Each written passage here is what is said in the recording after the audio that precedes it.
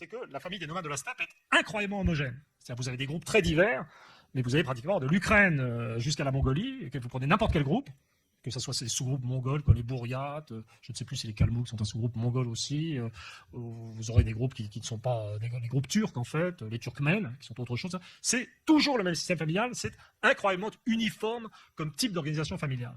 Donc alors comment ça marche? C'est simplement, c'est l'un de ces cas intermédiaires, vous avez des familles nucléaires qui sont associées par un principe patrilinéaire, un peu fou, etc., qui est à la fois très très conscient, très très important dans l'organisation de la vie sociale, mais souple.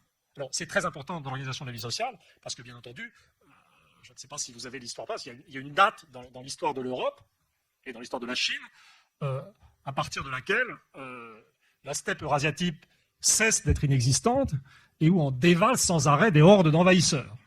Donc ça commence avec les Huns et Attila, ou un peu avant Attila même, mais avec les Huns, et puis ça s'achève avec les Mongols, si mes souvenirs sont exacts. Enfin, de notre côté, parce que du côté chinois, qui avait les mêmes invasions, et du côté de l'Inde du Nord, qui avait les mêmes invasions, ça a duré jusqu'au XVIe, XVIIe siècle.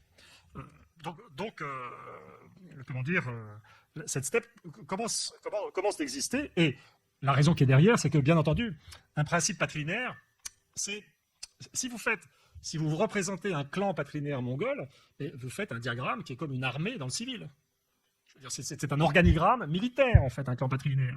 Et donc le principe patrilinéaire présente évidemment un intérêt d'organisation militaire spontanée tout à fait extraordinaire. Et la vérité, c'est que les nomades de la steppe, ayant acquis, je vais vous dire comment, ce principe patrilinéaire, ont manifesté un niveau d'efficacité militaire, une capacité d'invasion phénoménale.